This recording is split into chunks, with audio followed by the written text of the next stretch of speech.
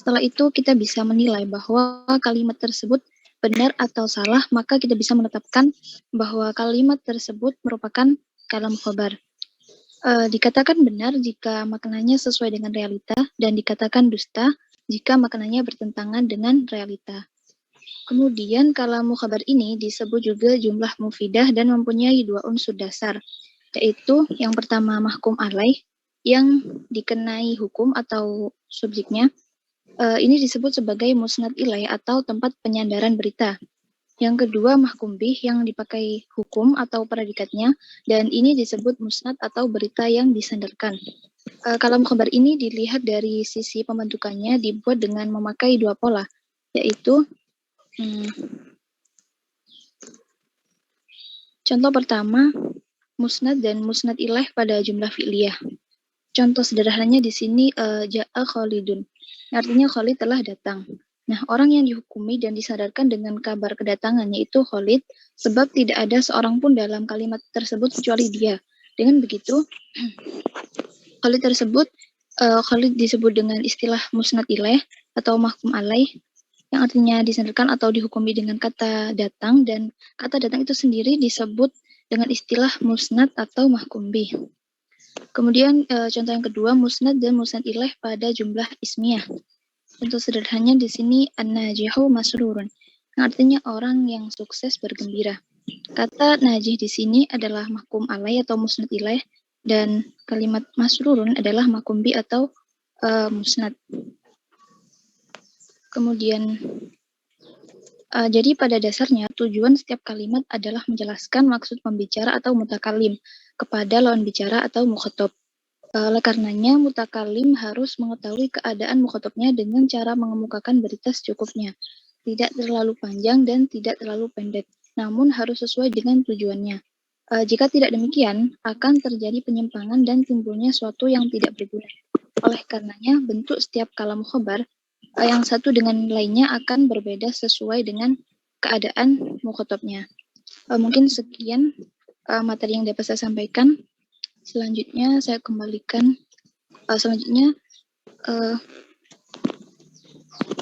anggota presentator yang lainnya akan menjelaskan materi mengenai kelanjutan kalam khobar ini. Terima kasih. Baik, terima kasih Saudari Umi.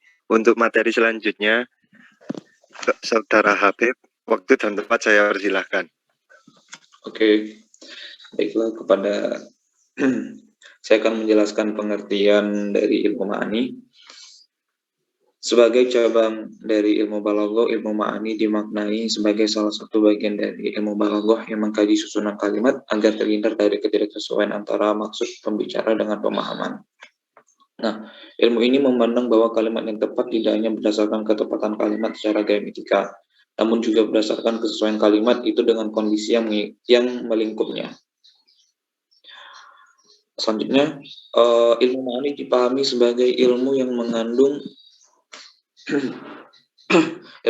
kaidah-kaidah yang dapat dijadikan dasar untuk menentukan kualitas kalimat dari sisi kesesuaian kalimat dengan konteksnya. Menurut Abdul Al-Jabbar, kefasihan sebuah kalimat tidak hanya tampak dari struktur kalimat itu sendiri, melainkan juga dari kesesuaian dengan kondisi tempat munculnya kalimat tersebut. Nah, sebagai contoh, jika kita lihat berbicara dengan seorang yang cerdas, maka tidak perlu kalimat yang panjang dan terperinci, tetapi cukup menggunakan yang ringkas dan lugas. Sedangkan apabila lawan diajak berbicara dengan orang yang kurang cerdas, yang kurang mampu, bisa dibilang, mungkin memerlukan kalimat yang panjang, detail, sehingga kalimat itu bisa dipahami dengan baik. Akan tetapi dalam kondisi tertentu, kalimat yang panjang dan terperinci juga diperlukan bagi lawan bicara yang cerdas, ketika dia tidak bersikap seperti layaknya orang yang cerdas. Secara umum, tujuan pengajaran ilmu ma'ani di perguruan tinggi pertama agar mengetahui kemukjizatan Al-Quran itu sendiri melalui aspek kebaikan, susunan, dan sifatnya, keindahan kalimat, kehalusan bentuk ijaz yang telah diistimewakan oleh Allah, dan segala yang telah dikandung oleh Al-Quran itu sendiri. Dan kedua, itu untuk mengetahui rahasia balaghah dan fasahah dalam berbahasa Arab yang berupa prosa dan puisi agar dapat mengikutinya dan menyusun sesuai dengan aturannya serta membedakan antara kalimat yang bagus dengan yang bernilai rendah. Lebih spesifiknya, pengajar ilmu ma'ani di perguruan tinggi setidaknya mempunyai dua tujuan. Pertama memiliki konsep ilmu ma'ani di dalam mengungkapkan suatu maksud dalam kalimat bahasa Arab, dan kedua mampu memfungsikan konsep-konsep tersebut untuk keperluan analisis teks-teks bahasa Arab. Selanjutnya akan disampaikan oleh pemateri selanjutnya. Sekian, terima kasih dan mohon maaf. Baik, terima kasih atas pemaparan materinya dari Saudara Habib. Untuk materi selanjutnya akan disampaikan oleh Saudari Isfi. Waktu dan tempat saya persilahkan. Baik, terima kasih moderator atas waktunya. Di sini saya akan menjelaskan mengenai tujuan kalam khobar. Di sini terdapat dua tujuan pokok dalam kalam khobar, yaitu terdapat faidatul khobar, yaitu menyampaikan suatu informasi di mana informasi tersebut belum diketahui oleh mukhatab atau penerima dari berita tersebut. Di sini terdapat contoh yaitu sakotu akhuka min syajaratin narajili, saudaramu jatuh dari pohon. Kemudian terdapat juga contoh dalam pada sabda Rasulullah yang artinya Umar bin Khattab menahkodai khilafah Islamiyah setelah wafatnya Abu Bakar As-Siddiq pada 23 Agustus tahun 634 Masehi atau bertepatan bertanggal 22 Jumadil Akhir tahun 13 Hijriah. Pada contoh kedua ini memberitahukan kepada mukhatab mengenai sejarah dari Umar bin Khattab. Kemudian tujuan pokok yang kedua yaitu lazimul faidah, yaitu menyampaikan suatu informasi kepada mukhatab atau penerima dari berita tersebut bahwasanya dia juga mengetahui informasi yang disampaikannya atau dia lebih mengetahui dari apa yang disampaikan oleh mutakalim. Contohnya yaitu seperti Qala Khalid li Zaid anta darabtal kalba amsi. Khalid berkata kepada Zaid, kau kemarin memukul seekor anjing. Kemudian dijelaskan bahwa Khalid itu tidak hanya menyampaikan informasi kepada Zaid, namun secara tidak langsung Khalid memberitahu kepada Zaid bahwasanya dia mengetahui telah memukul anjing. Kemudian terdapat tujuan kalam khobar yang lainnya, yaitu terdapat 5 menurut di buku. Yang pertama ada istirham, yaitu untuk tujuan meminta belas kasihan, atau seperti pada kisah Nabi Musa dalam surat Al-Qasas ayat 24. Bismillahirrahmanirrahim, yaitu pada lafaz Rabbi inni lima anzalta ilayya min khairin fakir, yang artinya ya Tuhanku, sesungguhnya aku sangat memerlukan sesuatu kebaikan yang engkau turunkan kepadaku. Kemudian yang kedua yaitu tujuan kalam khobar yang kedua yaitu idhar dha'fi, yaitu untuk tujuan menampakkan kelemahan atau menunjukkan ketidakmampuan, seperti kisah Nabi Zakaria dalam surat Maryam ayat 4. Bismillahirrahmanirrahim. Qala rabbi inni yuhanal 'azmu minni fasha'al ra'su syaiba wa lam akun bidu'aika rabbi syaqiyya.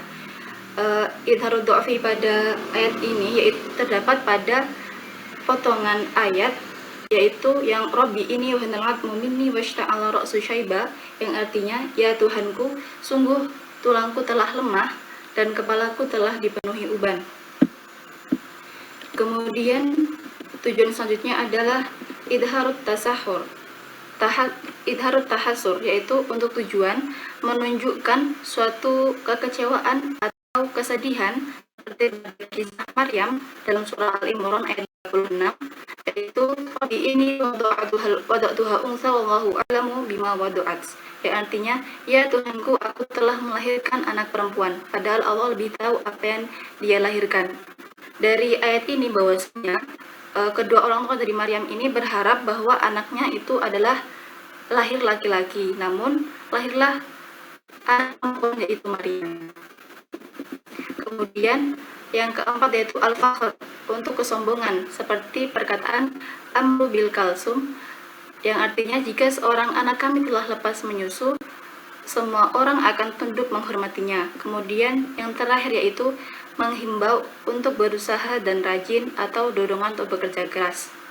Dari segi bentuk dan isinya, kalam ini bersifat khabar atau pemberitahuan. Akan tetapi, maksud mutakallim mengucapkan ungkapan tersebut agar mukhatab, yaitu untuk bekerja keras. Contohnya yaitu, contoh kalam khabarnya itu untuk tujuan ini adalah surah Fahir Husain pada Abbas bin Musa Al-Hadi yang terlambat membayar upeti. Kemudian terdapat beberapa contoh di dalam buku. Sungguh engkau benar-benar mendidik anakmu dengan lunak dan penuh kasih sayang, bukan dengan kasar dan siksaan. Pada contoh tersebut bahwasanya maksudnya adalah memberitahu kepada orang yang diajak bicara tentang bahwa orang yang diajak bicara itu mengetahui tata cara mendidik anaknya. Kemudian contoh selanjutnya itu Abu Thalib berkata dalam meratapi saudara perempuan Saifuddaulah, qadarta ya mautu kam afaita min adadin biman asobata kam askat min lajabi. Wahai engkau telah hinat, sudah beberapa banyak jiwa yang engkau renggut dengan musibahmu, dan sudah beberapa banyak engkau diamkan hiruk pikuk mereka. Dalam contoh tersebut bahwasanya yaitu untuk menunjukkan suatu kesedihan atau penderitaan. Kemudian selanjutnya itu Ibrahim bin Al-Mahdi berkata kepada Al-Ma'mun, ataitu jurman syani'an wa anta lil afwi ahlu. Pada contoh tersebut bahwasanya yaitu terdapat dari ataita jurman syani'an wa anta lil afwi ahlu. Fa'in afauta famannu, fa'in qatalta fa'adlu, yang artinya, aku melakukan suatu kesalahan yang besar dan engkau sangat pengampun, maka bila kamu memaafkanku, itulah yang kuharapkan, dan bila kamu membunuhku, maka engkau adalah adil. Dari contoh tersebut bahwasanya yaitu untuk tujuan meminta belas kasihan dan kasih sayang. Sekian pemaparan materi dari saya kembalikan kepada moderator. Baik, terima kasih untuk pemaparannya, untuk pemaparan materinya Saudara Asfi. Untuk selanjutnya, mohon maaf Ustadz, langsung sesi tanya jawab apa dilanjut ke kelompok 9 dulu nggih? Dilanjut ke kelompok 9. Sesi tanya jawab setelah selesai semua.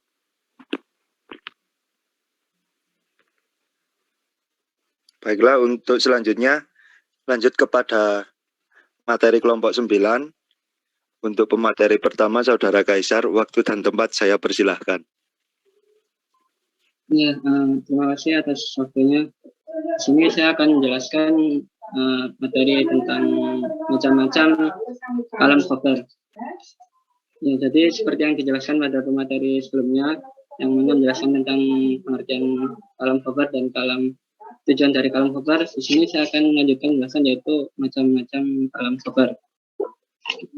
Jadi kalam khabar sendiri terdapat 3 macam, yaitu ibtidai, thalabi, dan ingkari. Nah, yang pertama yaitu ibtidai.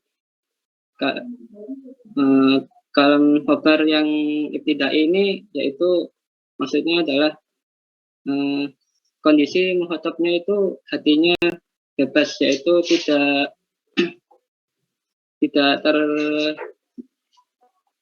tidak mengetahui tidak masuk dari bebas dari hukum yang terkandung di dalam kalimat yang akan diucapkan.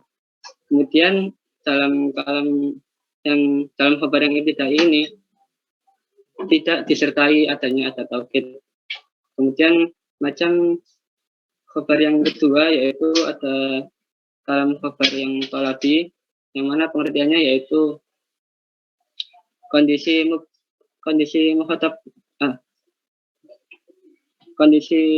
mukhatabnya itu ragu terhadap apa yang dikatakan mutakallim.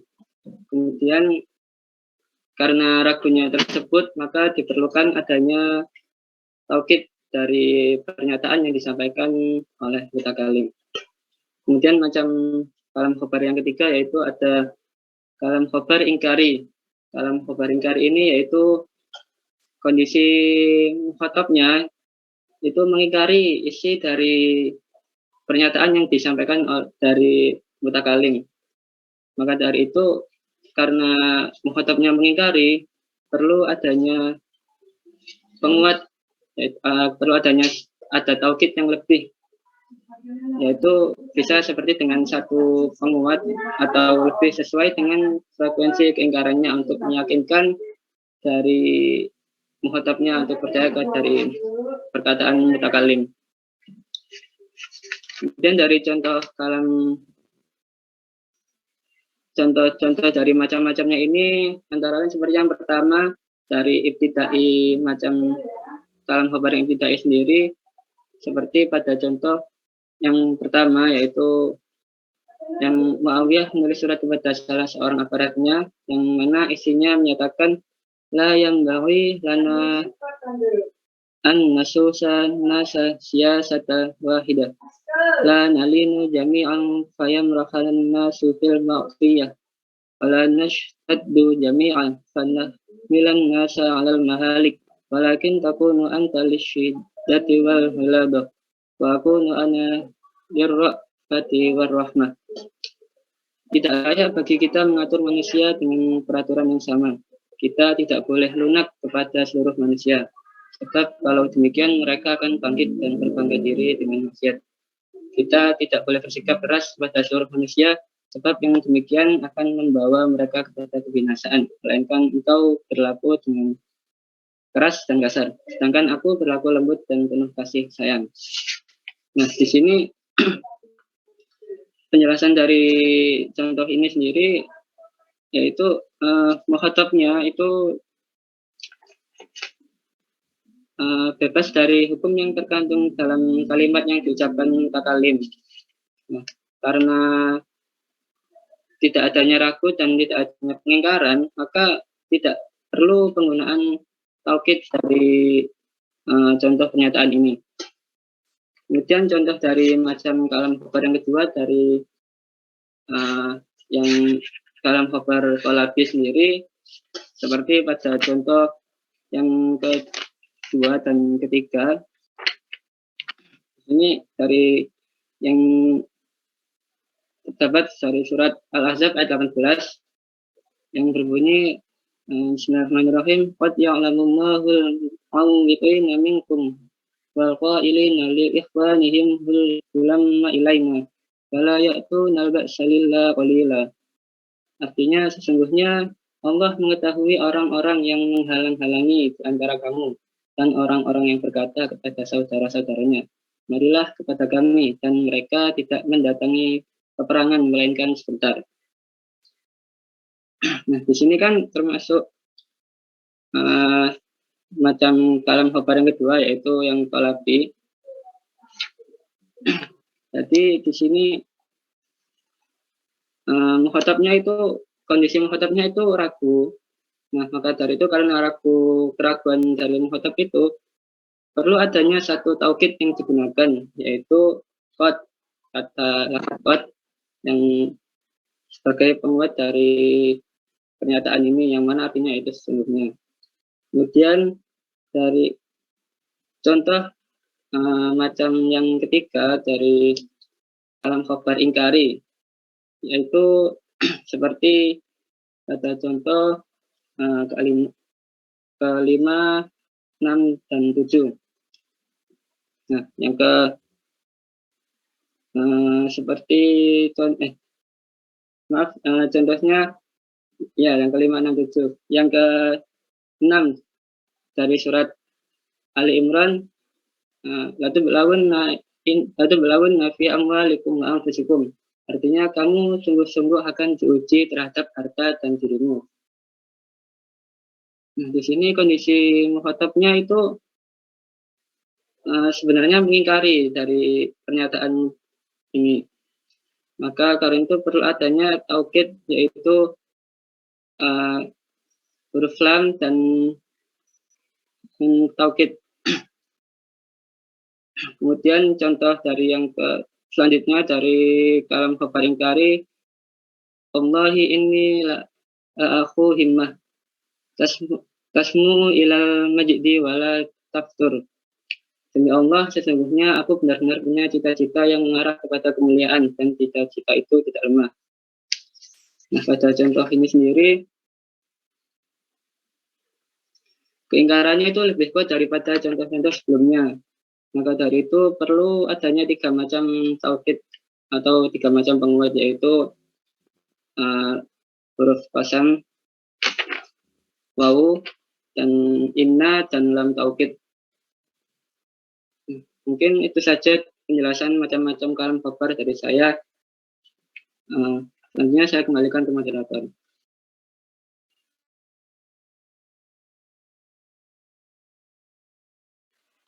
Baik, terima kasih atas pemaparan materinya Saudara Kaisar.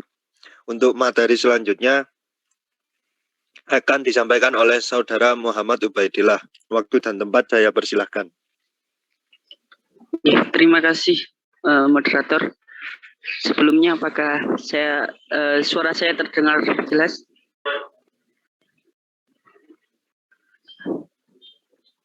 Jelas. Oke. Selanjutnya akan jelaskan tentang penyimpangan kalam khobar dari ketentuan lahiriahnya.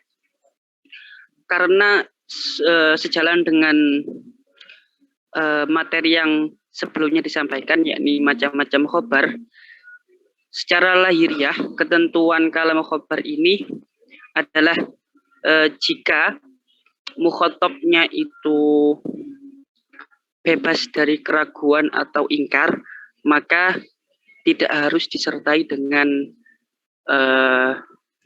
tauhid. Tetapi jika mukhatabnya itu ada keraguan atau ingkar, maka harus disertai dengan tauhid. Sedangkan di sini akan dibahas tentang penyimpangan kalam khobar dari ketentuan lahiriahnya, yang mana ketentuan lahiriahnya itu ada beberapa pengecualian. Oke. Di sini akan jelaskan tentang contoh-contohnya dulu, yakni pertama, Allah berfirman, "Wala tukhatibni fil ladzina dzalamu innahum mughraqun." Yang artinya, dan janganlah kau bicara kepadaku tentang orang-orang zalim itu. Sesungguhnya mereka itu akan ditenggelamkan. Nah, dari ayat ini telah diketahui bahwa kalimat tersebut mukhatabnya adalah khaliduddini atau kosong dari keraguan maupun keingkaran. Tetapi di sini tetap dicantumkan kalimat tauhidnya,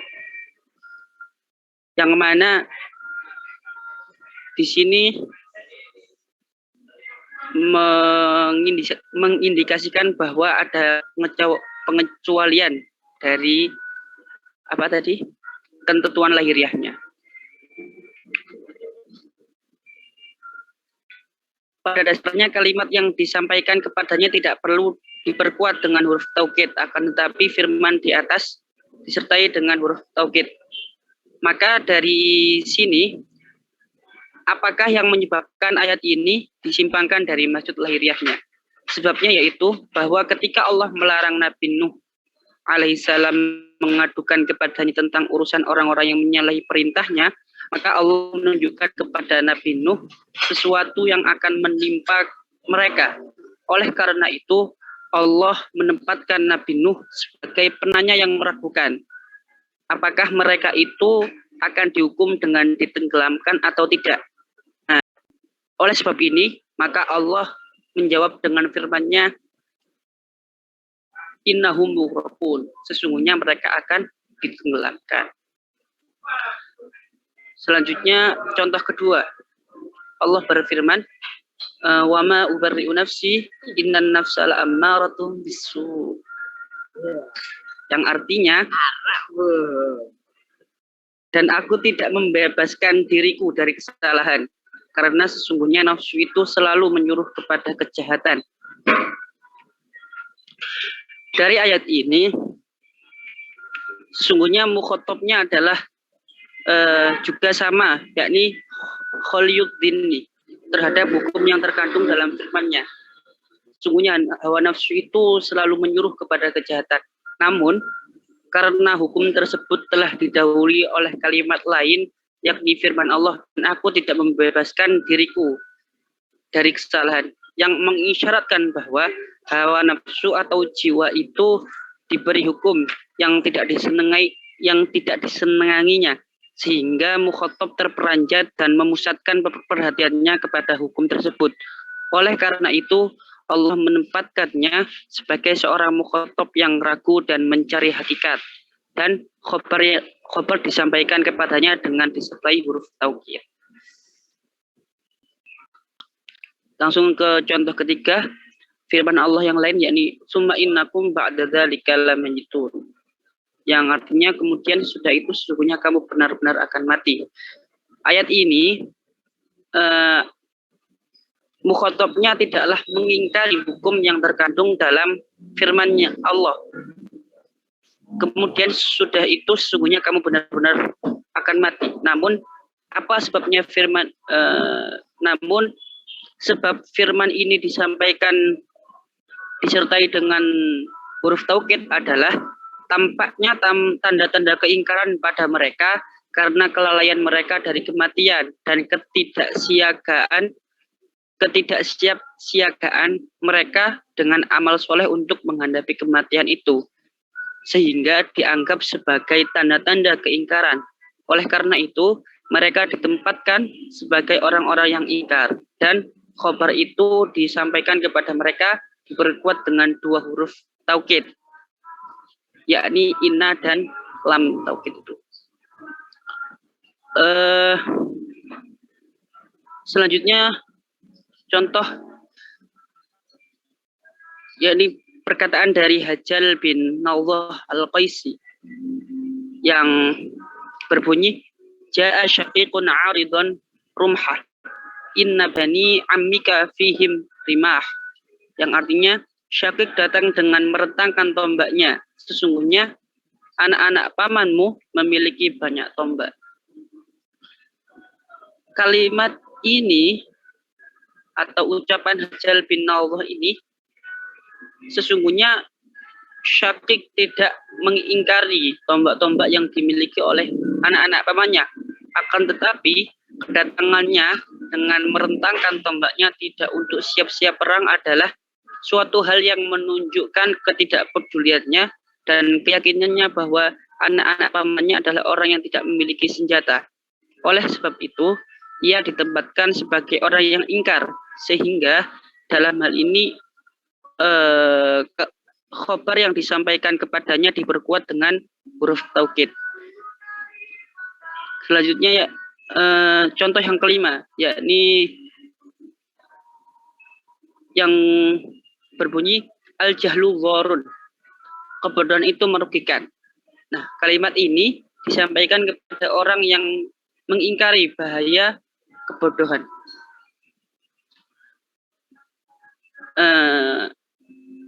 Contoh kelima ini menunjukkan bahwa Allah menyeru orang-orang yang mengingkari dan menentang keesaannya. Akan tetapi dia menyampaikan khobar kepada mereka tanpa disertai dengan huruf taukid, seperti yang disampaikan kepada orang yang ingkar. Mengapa demikian?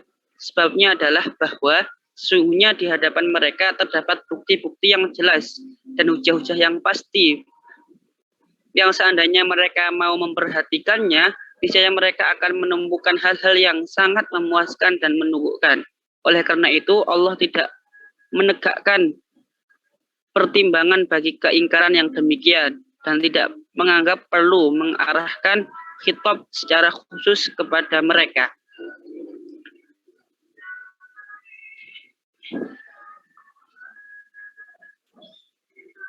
Oh, itu contoh kelima itu berbunyi wa ilahukum ilahu wahid. Ya. Yang contoh keenam al-jahru dhorun itu penjelasannya yakni sesungguhnya di hadapan mukhatab terdapat beberapa dalil atas bahaya kebodohan yang seandainya mereka perhatikan, niscaya akan melenyapkan keingkarannya. Oleh karena itu, khabar disampaikan kepadanya tanpa disertai huruf taukid. Mungkin ini yang dapat saya sampaikan. Selebihnya saya serahkan ke moderator. Baik, terima kasih atas pemaparan materinya dari Saudara Ubed. Untuk materi selanjutnya akan disampaikan oleh Saudari Asmaul Sa'adah. Waktu dan tempat saya persilahkan. Sebelum dilanjutkan, silakan setelah semuanya selesai mempresentasikan langsung dilanjutkan pada sesi diskusi dan tanya jawab. Karena saya masih mau ke belakang sebentar. Silakan, tapi saya tetap sambil menyimak. Baik, Ustaz.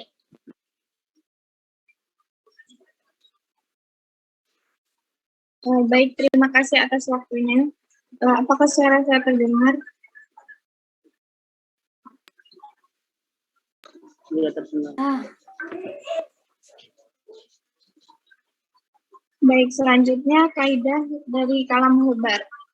Jika kalam khobar disampaikan tanpa disertai huruf tauhid kepada mukhatab dan disertai adat tauhid sebagai kebaikan terhadap mukhatab yang tanpa ragu, serta disertai huruf tauhid sebagai kewajiban terhadap orang yang ingkar, maka kalam khobar ini sesuai dengan lahiriahnya.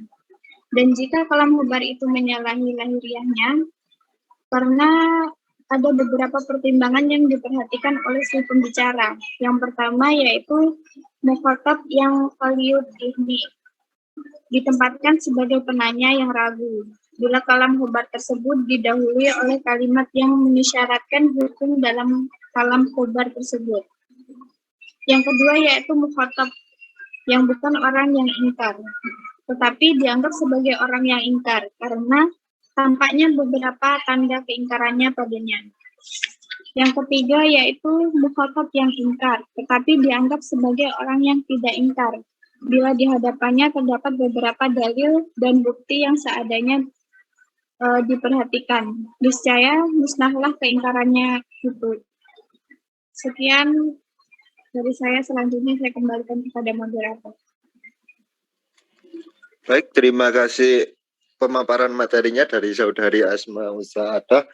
Untuk sesi selanjutnya adalah sesi diskusi dan tanya jawab. Bagi teman-teman yang ingin berdiskusi atau memberi saran atau kritikan atau bertanya kepada pemateri, waktu dan tempat saya persilahkan.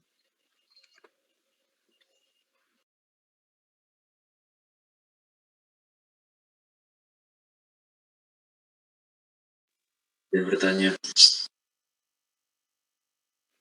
Silakan Mas Nabil. Tadi disebutkan bahwasanya dari pengertian kalam khobar itu adalah perkara yang mengandung benar dan bohong gitu. Mata malasidku wal kadibu. Nah, di Al-Quran itu ya juga ada ya kalam khobar seperti yang disampaikan oleh para pemateri tadi. Nah, pertanyaan saya, apakah semua kalam khobar yang ada di Al-Quran itu benar semua? Maksudnya kan katanya tadi mahtamal sidq yang mengandung kebenaran atau awal kadzib atau yang bohong. Apakah semua kalam khobar yang ada di Al-Quran itu mengandung kebenaran semua? Kalau ya, sertakan dalilnya. Dan apakah kalau sebaliknya, misalkan apakah kalau misalkan ada kebohongan di situ, kalau ada kebohongan di situ, apakah berarti mengindisikan Al-Quran itu bohong? Bisa dipahami ya?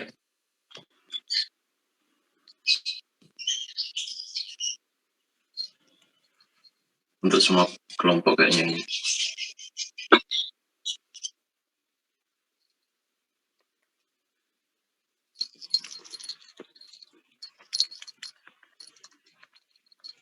Izin bertanya.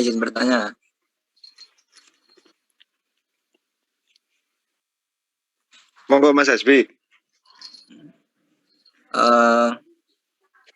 Bila mana dalam satu contoh atau satu syair atau satu ayat, kemudian ihtimal atau tercakup ada khobar, ada insya.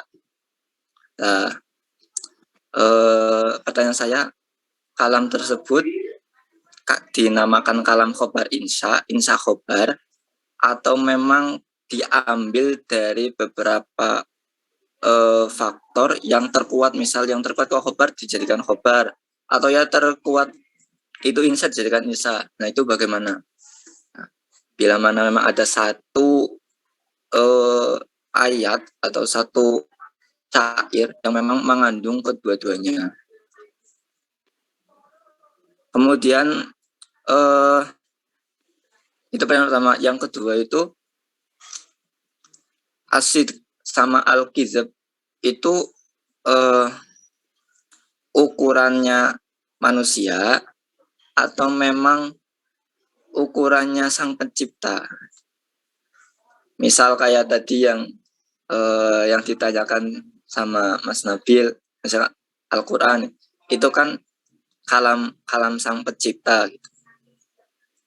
Nah ukuran asid jujur sama bohong ini, jujur sama dusta ini ukurannya dari manusia sendiri atau bagaimana? Atau memang ada kriteria tersendiri? Terima kasih.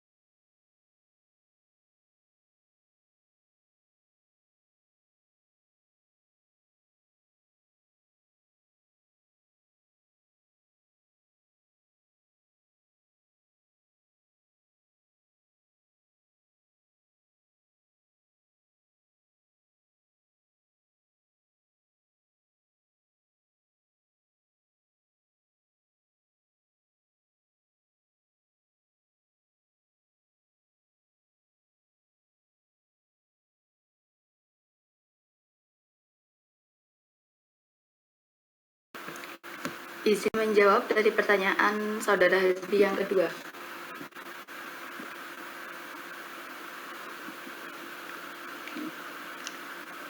Silakan, Mbak.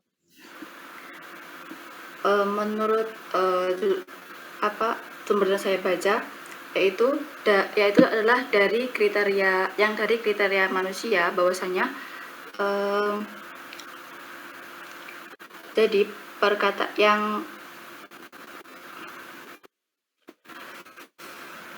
apabila perkataan itu benar, apabila dalam realitas sesuai faktanya, maka bisa dikatakan sebagai gini. Apabila khobar ialah pembicaraan yang mengandung kemungkinan benar atau dusta dan sesuai dengan kejadiannya atau dapat dilihat dari pembicaraannya, dan apabila sesuai dengan kejadian maka dapat dikatakan benar, dan namun apabila itu sebaliknya maka disebut juga dusta. Itu dapat kita ketahui bahwa bila itu benar-benar terjadi maka itu adalah termasuk dalam kriteria as-sidqu.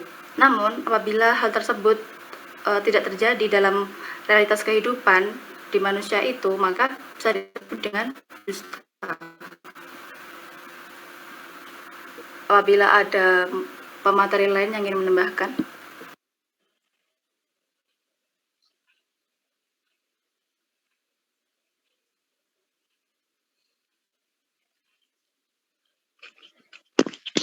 Moderator izin menjawab pertanyaan. Ya, silakan.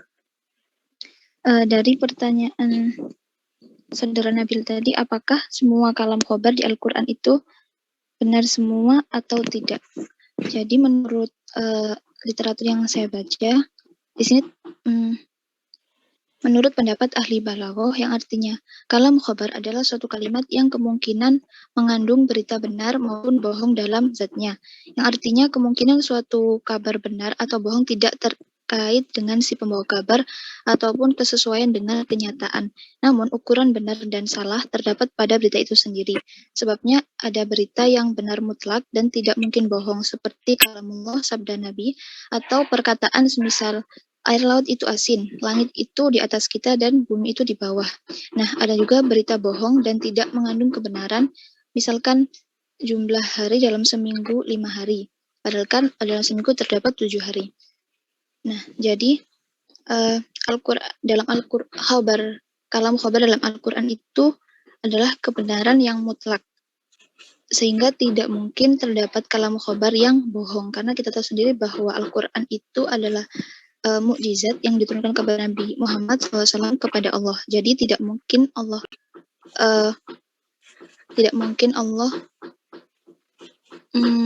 menurunkan firman-Nya dengan kalam khobar yang itu tidak benar.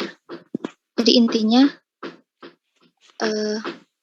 kalam khobar dalam Al-Quran itu kebenarannya mutlak. Kemudian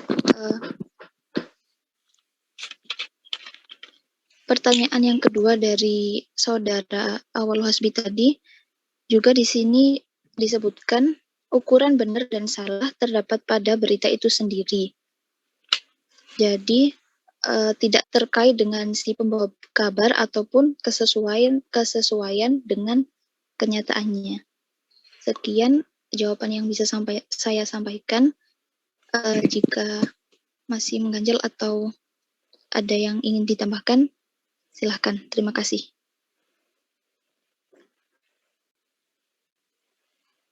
Yang presentasi terakhir barusan kelompok 9, yang terakhir itu Asma'us Sa'adah. Oke, Ustadz. Yang hanya kurang lebih sekitar 2 menitan. Berikutnya sebelum Asma'us Sa'adah siapa? Sebelumnya. Muhammad Ubaidillah, Ustadz. Muhammad Ubaidillah. Ya, silakan dilanjutkan. Ada berapa pertanyaan? Artinya ada 2. Ada 3 pertanyaan, Ustadz, dari Saudara Nabil, 1 dari Saudara Hasbi, 2 pertanyaan, Ustadz. Ya, dari 2 orang penanya. Ya, silakan dilanjutkan dulu.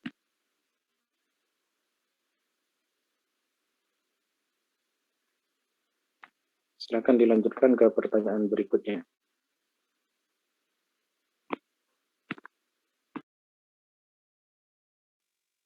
izin menanggapi ya dari apa namanya tadi pernyataannya Mbak Umi itu tadi karena Al-Quran itu adalah apa namanya salah satu benar yang mutlak. Kalau kebenaran yang mutlak itu berarti apa namanya tergantung orang yang mengimani. Berarti misalkan karena kita mengimani Al-Quran, berarti Al-Quran itu ya benar ada apa namanya benar mutlak. Nah misalkan kalau orang apa namanya non Islam, berarti apa namanya dia tidak apa namanya ya bukan apa namanya, kalau apa namanya ya bentuk pembuktian gitu loh. Kalau non Islam misalkan itu ya berarti tergantung keimanan masing-masing gitu. Kalau itu apa kalau Al-Quran itu adalah benar yang mutlak.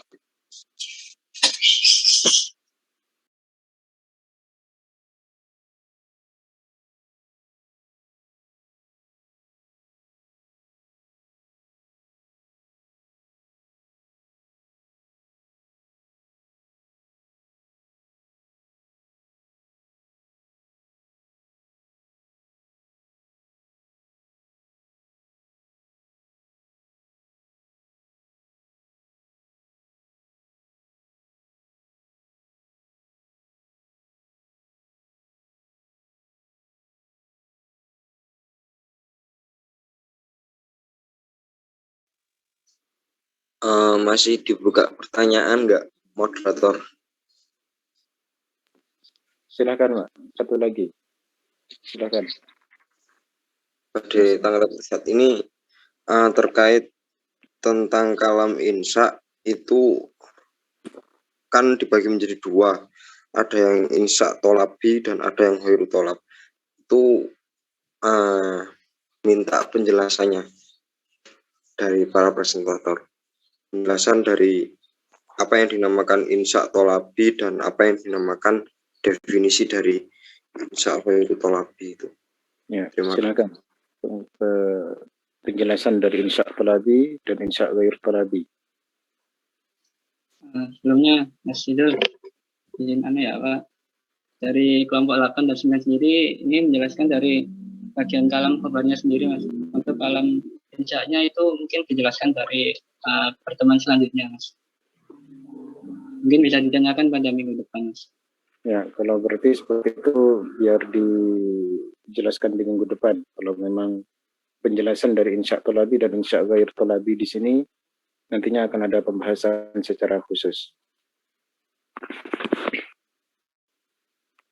Ya, barusan terkait pertanyaan kalau adalah Al-Quran adalah yang di dalamnya terdapat khabar dan itu adalah kebenaran mutlak, sedangkan kalau dalam segi bahasa ilmu balaghah itu karena al-khabar adalah ma yahtamilu sidq wal kidhb, yaitu hal-hal yang memungkinkan adanya kebenaran atau adanya kedustaan, adanya hakikat yang benar atau adanya kebohongan, kedustaan. Nah, bagaimana dengan Al-Quran sendiri yang di dalamnya adalah di dalam ayat-ayat tersebut. Ayat ini artinya tanda ya. Jadi kalau ayat itu aslinya adalah tanda. Tanda-tanda kebesaran. Jadi ayat. Makanya ayatullah adalah tanda-tanda kebesaran Allah. Kalau di dalam Syiah itu kan ada ayatullah al-Khumaini misalkan. Itu adalah tanda-tanda kebesaran Allah. Dan ini biasanya kalimat seperti ini. Orang itu akan mengatakan ayat. Oh ini adalah ayat.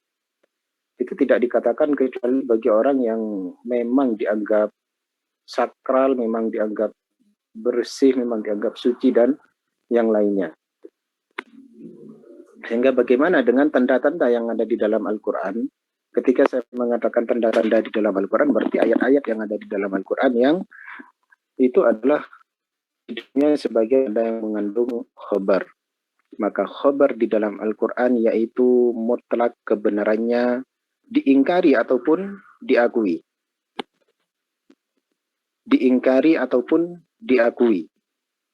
Dalam artian, meskipun hal itu diingkari oleh orang-orang non-muslim yang tidak oleh orang-orang yang tidak beriman, ataupun diakui oleh orang-orang yang beriman, diakui atau tidak diakui, diingkari atau diakui, kekhobaran, kemutlakan, kebenaran khobar yang ada di dalam Al-Quran adalah sifatnya mutlak. Terkait adanya orang yang tidak mengakui kebenarannya, bukan berarti tidak benar. Ada, misalkan, orang Yahudi tidak mengakui kebenarannya. Hal itu bukan berarti Al-Quran ini, oh kalau seperti itu Al-Quran ini dusta. Bukan berarti demikian. Yang bermasalah itu bukan pada Al-Qur'annya, bukan pada tanda-tandanya, bukan pada ayat-ayatnya.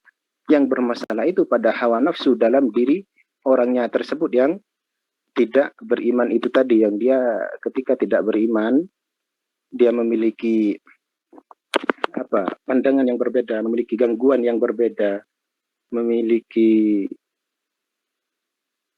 hal-hal yang dia ingin membangkang, yang diatur oleh syahwatnya, yang diatur oleh hawa nafsunya dalam hal ini. Karena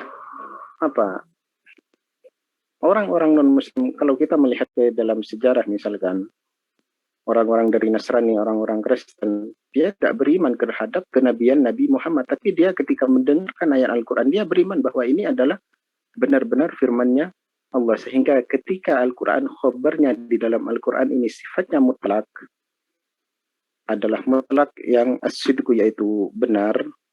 Kebenaran yang sifatnya mutlak di dalam Al-Quran tidak bisa diotak-atik oleh siapapun yang akan mengingkari. Dalam artian, dengan kata lain, yaitu diakui atau tidak, khabar yang ada di dalam Al-Quran adalah mutlak kebenarannya. Atau diakui atau tidak, Allah adalah pencipta dari alam semesta ini. Diimani atau tidak diimani, hal ini sama sekali tidak akan mengurangi kejujuran atau kebenaran, kesiddiqan yang ada di dalam ayat-ayat Al-Quran.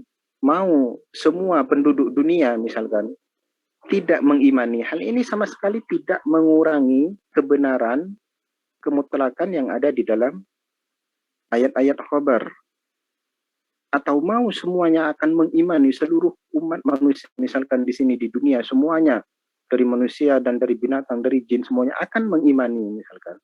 Tidak ada lagi orang Kristen, tidak ada, semuanya akan mengimani. Hal itu juga tidak akan menambah kebenaran yang ada di dalam ayat-ayat Al-Quran itu tadi. Tidak diimani juga tidak akan menambah kekurangan yang ada di dalam tanda-tanda khabar yang ada di dalam Al-Quran itu tadi. Sehingga kebenarannya dari ayat-ayat khabar adalah mutlak, hanya saja kita yang tidak sampai karena terhalang oleh hawa nafsu, karena terhalang oleh keterbatasan, karena terhalang oleh syahwat, terhalang oleh yang lainnya, sehingga apa makna yang ada di dalam Al-Quran, khabar yang Allah sampaikan di dalam Al-Quran, itu terhalang bagi kita untuk untuk dicari kebenarannya.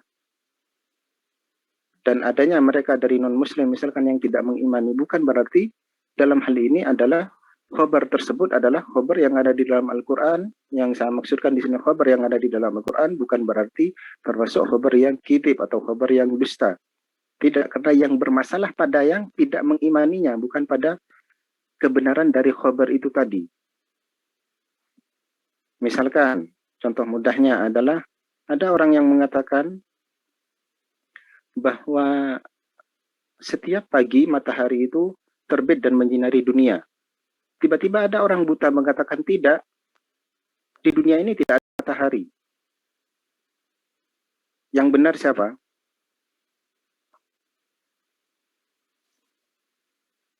Yang tidak buta, Ustaz. Sehingga dia mengatakan tidak, dia tidak percaya, dikarenakan apa? Dikarenakan dia tidak buta, terdapat halangan. Begitupun terhadap mereka yang melihat dari kebenaran Al-Quran. Ketika dikatakan di dalam Al-Quran ayat-ayat khabar semuanya adalah mengandung kebenaran, mengandung kejujuran, berikutnya dia mengatakan tidak. Nah, di sana ada yang terhalang, entah hawa nafsunya yang menghalangi, atau entah dari gangguan jiwanya yang menghalangi, dan hal-hal yang lainnya. Karena semuanya adalah sama-sama, yaitu datangnya dari Allah dalam hal ini. Yang menciptakan matahari, matahari kan tanda-tanda kebesaran Allah. Gunung juga tanda-tanda kebesaran Allah. Yang menciptakan ini semuanya adalah Allah, yang menurunkan ayat Al-Quran juga sama-sama adalah dari Allah. Sehingga kalau mengatakan bahwa di dalam Al-Quran khabarnya tidak benar dan yang demikian, seharusnya dia juga harus mengingkari bahwa yang menciptakan gunung adalah bukan Allah, dan yang menciptakan matahari adalah bukan Allah. Harus diingkari juga. Ketika dia akan mengingkari Al-Quran, harus mengingkari dia hidup di dunia. Dia mengingkari kebenaran ayat-ayat suci di sini, bahwa ini adalah tidak benar dan yang lainnya, dan ini adalah bersumbernya adalah satu, sama-sama dari Allah. Berarti dia harus mengingkari Taurat, mengingkari Injil, mengingkari kitab-kitab yang lainnya juga, termasuk mengingkari realita alam ini. Karena kitab Allah itu tidak hanya ayat-ayat Allah itu tidak hanya, atau kitab Allah tidak hanya Al-Quran. Di saat ini saya tidak berbicara kitab Allah itu tidak hanya Al-Quran, tidak hanya Zabur, tidak hanya Taurat, akan tetapi kitab Allah adalah pegunungan-pegunungan alam semesta. Ini adalah kitab Allah. Jadi pegunungan alam semesta, isi dunia, manusia, ini adalah kitabnya Allah. Jadi kitab Allah itu tidak hanya Al-Quran, tidak hanya Zabur, tidak hanya Taurat, dan tidak hanya Injil, akan tetapi pegunungan alam semesta, lautan, dan yang lainnya, semuanya adalah sama-sama kitabnya Allah, atau bisa dikatakan ayat-ayatnya Allah.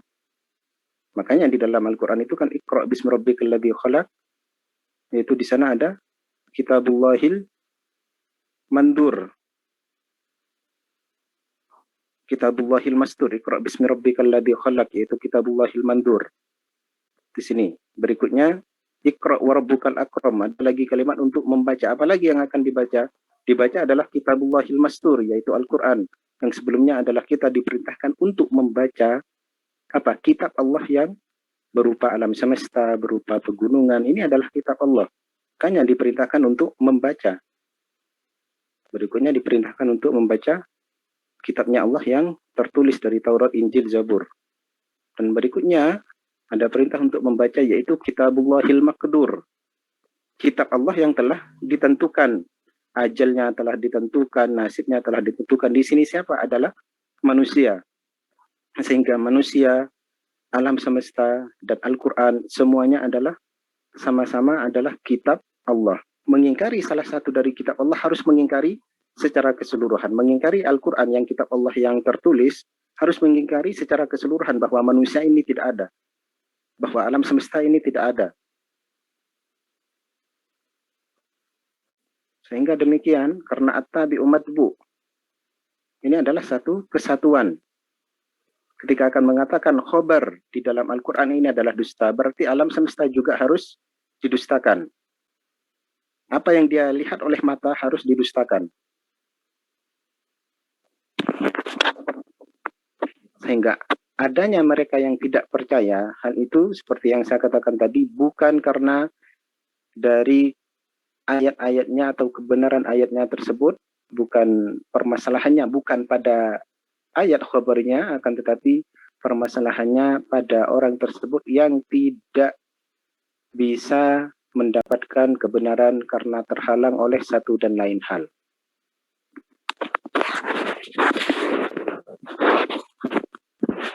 Jadi seperti ini. Terusan siapa yang mengomentari? Ya Ustaz. Saya mau mengomentari lagi Ustaz. Tadi kan tadi sudah tadi itu disebutkan sama salah satu presentator bahwasanya Pak Asfi tadi bahwasanya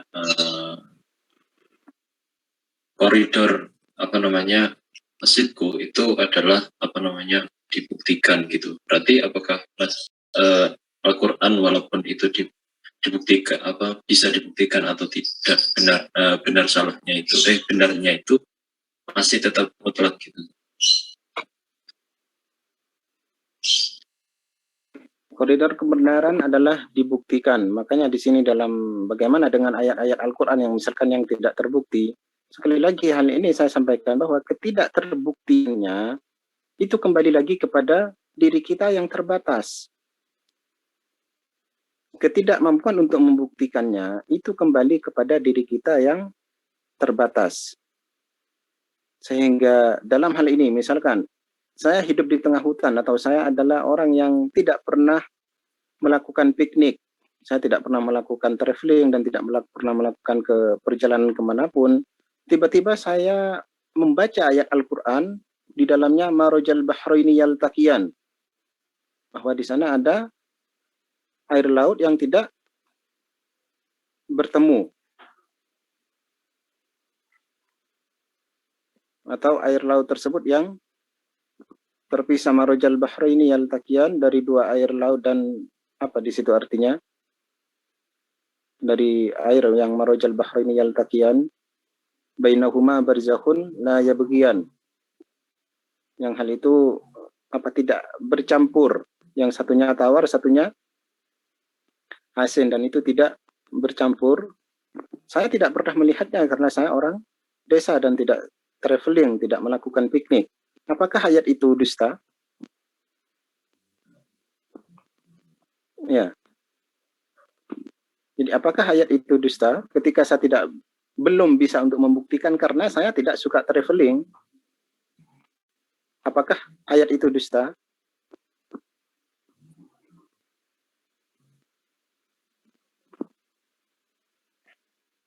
Kan ini dikhabarkan oleh Allah Subhanahu wa taala bahwa di sana ada marajal bahraini yaltaqiyan. Dan saya hanya diam di dalam rumah, tidak membuktikannya.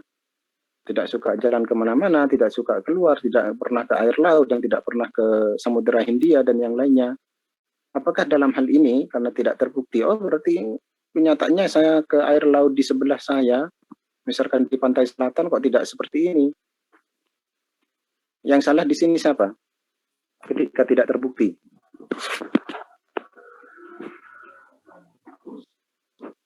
Yang tidak traveling.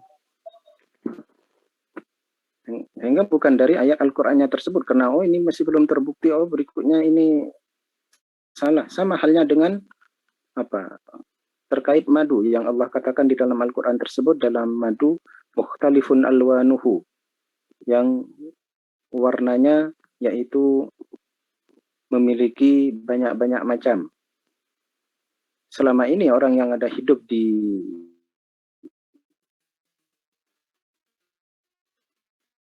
pedesaan atau orang satu warna. Terus dia melihat di dalam Al-Quran bahwa madu memiliki banyak-banyak warna. Dan ini adalah kenyataan realita yang demikian, yaitu ketika hal ini terjadi ke salah satu orang di warga negara Mesir, dia orang hidup di pedesaan, tapi Al-Quran dia pahami dengan kalimat-kalimat yang benar, dia memahami terhadap makna-makna yang ada di dalam Al-Quran. Berikutnya dia menemukan lafaz bahwa madu ini mukhtalifun alwanuhu, yaitu bermacam-macam warnanya. Tapi seumur hidup, tanya orang itu, saya hanya melihat satu warna dalam madu. Tidak pernah melihat di sana ada madu warna pink, ada madu warna merah, madu warna dengan warna-warna yang lainnya. Akhirnya suatu hari dia diberi kesempatan untuk berangkat ke London dan masuk ke supermarketnya di London di sana. Akhirnya di sana dia melihat sebanyak 90 warna madu. Nah, dari situ dia baru, oh iya, ternyata di dalam ayat Al-Quran adalah benar. Nah, kebenaran ayat Al-Quran itu, apakah harus menunggu orang itu melakukan traveling ke London atau dari sebelumnya sudah benar?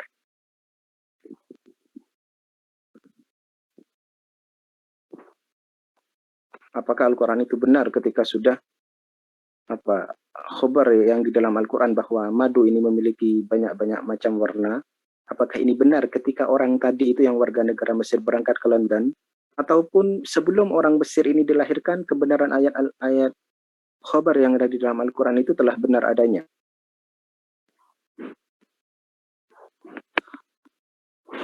Sehingga pastinya dipastikan bahwa sebelum orang ini lahir, warna madu telah berwarna-warni. Hanya kita yang karena hidupnya di dunia, yaitu memiliki pemahaman yang terbatas sehingga tidak sampai terhadap apa yang disampaikan oleh Al-Quran.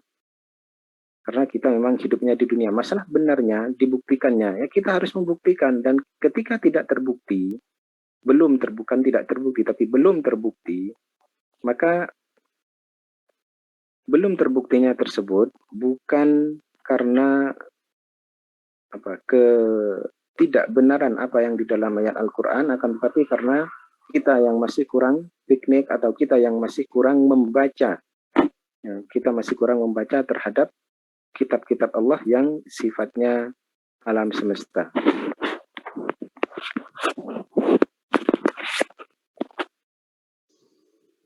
Ingin sedikit Silakan. tanya Ustaz. Dalam unsur khobar itu kan bisa dikatakan al-hukmu bisalbi wal ijabi kan gitu Ustaz. Kemudian kalau diarahkan terhadap Al-Quran, ada kalanya Al-Quran itu menjawab pertanyaan orang-orang kafir dengan posisi yang membimbangkan gitu Ustaz. Dengan posisi yang membimbangkan, artinya dia juga tidak membenarkan, artinya dia dalam sisi lain dia membenarkan, di sisi lain juga menyalahkan gitu. Misalkan pertanyaan orang kafir yas'alunaka 'anil khamri wal maisir itu Ustaz, kemudian dijawab dengan Al-Quran yang mana di dalamnya itu terdapat kebaikan dan juga keburukan, akan tapi keburukannya lebih banyak gitu Ustaz. Itu kalau seperti itu kan dia juga salbi juga ijab, gimana itu Ustaz? Kalau sudah seperti itu dikatakan bahwa kul fihima ithmun kabirun wa nafi'un linnasi wa ithmuhuma akbaru min naf'ihima, orang yang sudah tahu bahwa keburukannya lebih besar dibanding manfaatnya yang ada di dalam khamr, maka orang yang sudah berakal, orang yang menggunakan akal sehat dalam hal ini, tentu akan secara otomatis akan meninggalkannya, tidak lagi membingungkan sebenarnya ketika orang sudah tahu. Ini klasifikasinya Ustaz. Ya. Klasifikasinya itu ada khobar yang salbi sekaligus hijab gitu Ustaz. Ya, kenapa? Ketika ada khobar yang salbi sekaligus ijab juga. Kalau di itu kan penjelasannya ya cuma salbi dan juga ijab gitu, atau ijab gitu. Kalau enggak salbi ya berarti ijab, kalau enggak membenarkan berarti yang menyalahkan gitu. Yang di bagian apa di dalam khobar itu?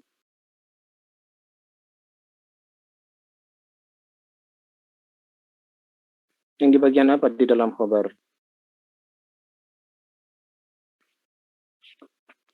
Ya, mana Mas?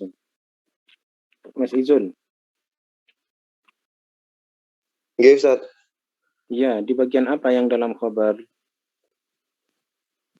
Yang klasifikasi ini saya lihat di Jawa Rumah. Lihat di apa? Coba dijelaskan, diuraikan.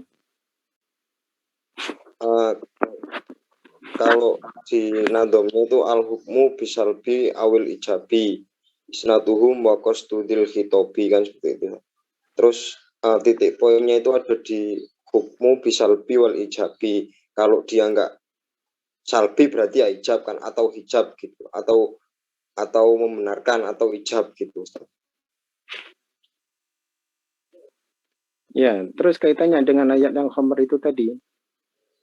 Nah, itu kan termasuk ya kayak khobar gitulah rangkaiannya gitu Ustaz. Kemudian dia dalam rangkaiannya itu dia ijab sekaligus salbi juga gitu Ustaz.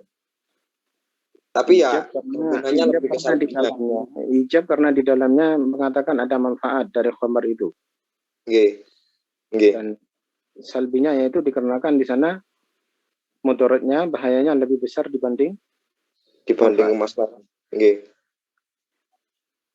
Ya, sehingga ketika dijelaskan yang demikian, antara ijab dan salbi di sini adalah berada di dalam satu ayat,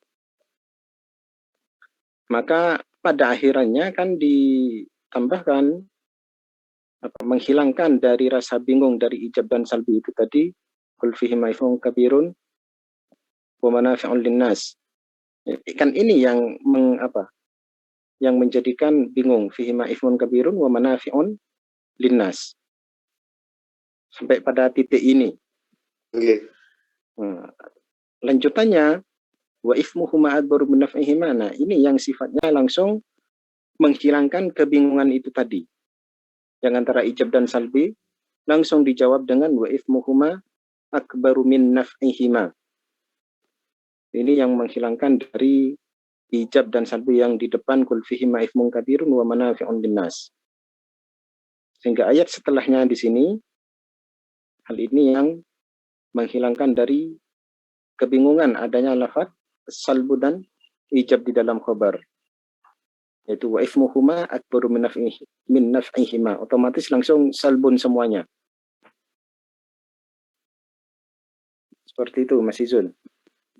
Oke, berarti itu kategorinya itu mengsalbi ucapan orang kafir itu, khobar salbi gitu, hukumnya Ustaz. Ya, hukumnya yaitu mensalbikan kepada tidak hanya ke orang kafir, karena ayat ini turunnya ke orang Islam. Qul fihima ifmun kabirun wa manafi'un linnas. Jadi ke mereka yang ragu ketika di dalam khamr ini ada kebaikan tapi juga ada keburukan, membuat bingung as-salbi dan ijab. Langsung diberi jawaban wa ifmuhuma akbaru min naf'ihima. Nah, ini yang mempatenkan salbinya, bahwa di dalam khamr itu adalah sudah benar-benar salbun, benar-benar mendatangkan hal yang salbu lagi, tidak ijab dan tidak ada manfaatnya lagi ketika dikatakan demikian. Ya Ustaz, matur nuwun.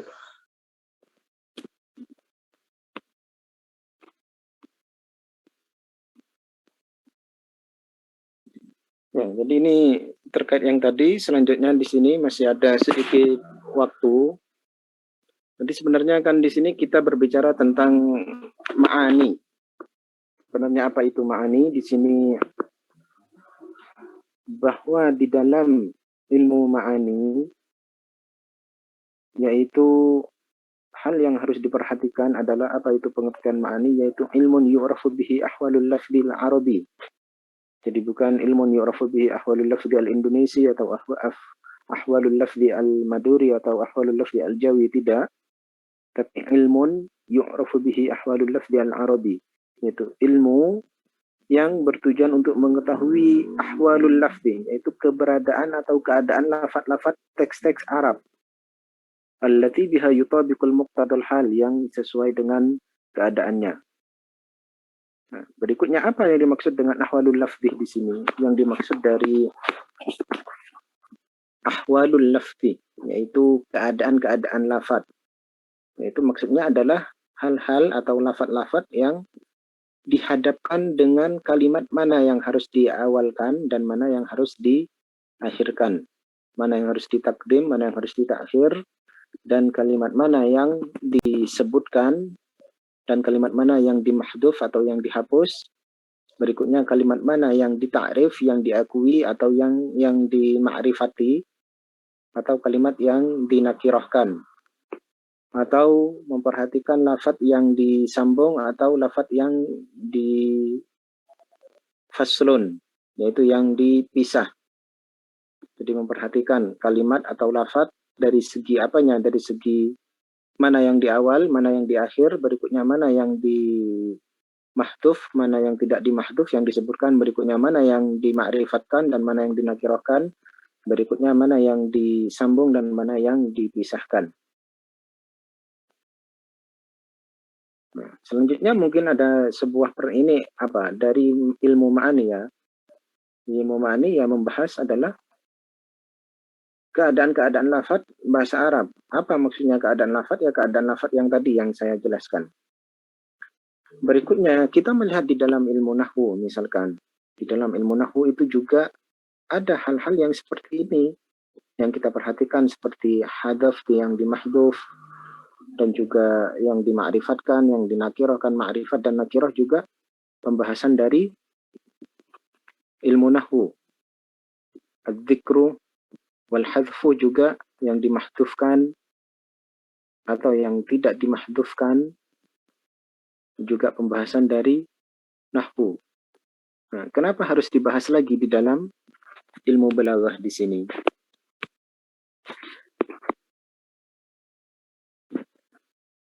Jadi di sini ada sebuah pertanyaan, ketika mahdhuf dan ghairu mahdhuf, begitupun ma'rifat dan nakirah di dalam lafaz-lafaz teks Arab. Hal ini sudah menjadi kajian dalam ilmu nahwu. Kenapa masih harus dijadikan kajian di dalam ilmu ma'ani, yaitu di dalam ilmu balaghah? Maka dijawab di sini oleh penulis kitab ilmu ma'ani, yaitu beliau mengatakan bahwa pembahasan dari adzikru wal hadfu, mahdhuf dan tidak mahdhufnya, atau nakirah dan ma'rifatnya di dalam ilmu nahwu, hal ini hanya untuk membahas dari sisi kebenaran atau rusaknya kalimat. Nah, jadi kalau dalam ilmu nahwu, ketika membahas masalah nakirah dan ma'rifat, berikutnya dimahdhuf atau tidak dimahdhuf, hal itu kajiannya hanya pembahasannya yaitu pada bayan penjelasan sihhat wal fasad, benar atau salah dalam kalimatnya. Jadi benar atau salah. Ini syariah melihat secara zahir, benar atau salah. Ketika dia membahas masalah nakirah dan ma'rifat, hanya dibahas dari segi benar atau salahnya. Sedangkan di dalam ilmu balaghah, ketika kita juga membahas sama-sama nakirah dan ma'rifat, atau yang mana yang disebutkan dan juga mana yang dimahdhuf, yang dihapus tidak, atau yang disembunyikan, tidak disebutkan kalimatnya dengan jelas, maka kalau di dalam ilmu balaghah tidak lagi membahas benar atau salah dalam susunan kalimatnya, akan tetapi di dalam ilmu balaghah yaitu membahas rahasianya. Jadi rahasia di balik nakirah dan ma'rifatnya ini apa? Jadi tidak lagi membahas masalah, oh kalau dinakirahkan seperti ini dan kalimatnya seperti ini benar. Oh kalau ini dibalik seperti ini berarti ini salah. Oh, itu ilmu nahwu, benar dan salah. Ilmu nahwu. Tapi tidak, kalau di dalam ilmu balaghah, di dalam ilmu ma'ani, maka ketika kita membahas masalah nakirah dan ma'rifat, membahas masalah al-faslu wal waslu, digabung atau diakhirkan, atau dipisahkan, atau ditaqdim atau diakhirkan, atau dimahdhuf atau tidak dimahdhuf, maka dalam ilmu balaghah yaitu yang dibahas bukan lagi benar atau salahnya. Tidak bisa mengatakan, oh kalau ini susunannya salah, ini susunannya benar, kalau yang seperti itu tidak. Itu dalam ilmu nahwu. Di dalam ilmu balaghah yaitu yang dibahas ketika membahas dengan yang demikian, maka yang dicari adalah asraril balaghiyah, yaitu asrarul balaghiyah, yaitu yang dibahas di dalamnya tentang rahasia di balik nakirah dan ma'rifat tersebut dari ilmu balaghah. Allati yastashifuha ad-dzauqus salim, yang rahasia ini bisa diterima oleh perasaan yang indah, karena bahasa ini kan menggunakan rasa. Jadi ketika asrarul balaghahnya, rahasia balaghah ini telah didapatkan, rahasia dari takdim takhir, rahasia dari nakirah dan ma'rif di sini bisa diterima dengan rasa yang indah, maka hal ini yang menjadikan pembahasan di dalam ilmu balaghah itu tadi. Jadi tidak membahas lagi susunan kalimat, kalau seperti ini benar dan salah, itu masalah nahwunya. Masalah balaghah, meskipun pembahasannya sama-sama nakirah dan ma'rifat, akan tetapi yang dibahas di dalam ilmu ma'ani yaitu asrarul balaghiyah, rahasia di balik takdim atau takhirnya, dan juga rahasia yang sekiranya sirrun atau rahasia yang ada di dalam keindahan kalimat tersebut bisa dirasakan oleh orang yang menyimak dengan perasaan yang indah, dengan rasa yang indah, dengan rasa yang dapat diterima baik bagi mereka yang mendengarkan ataupun yang mengucapkan. Jadi yang di dalam ilmu ma'ani di sini fokusnya adalah kepada rahasia. Kenapa ini diakhirkan? Kenapa ini ditakdimkan? Kenapa ini difaslun, dipisahkan? Dan kenapa ini diwaslun, disambungkan? Dan juga khosoisnya apa? Kekhususan di takhir ataupun ditakdim. Apa saja kekhususannya?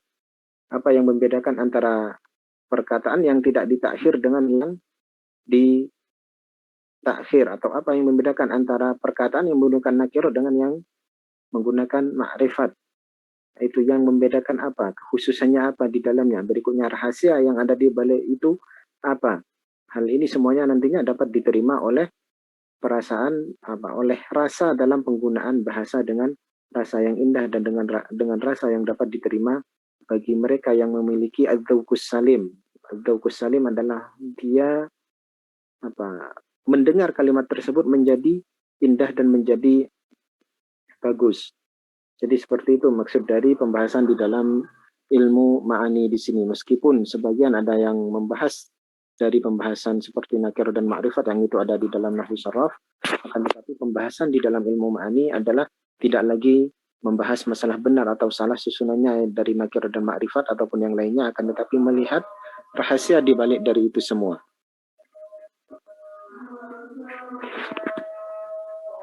Ya, saya kira cukup di sini dulu untuk penjelasan di hari ini, dan berikutnya nanti kita akan melanjutkan ke pembahasan selanjutnya dari khabar ataupun dari insya.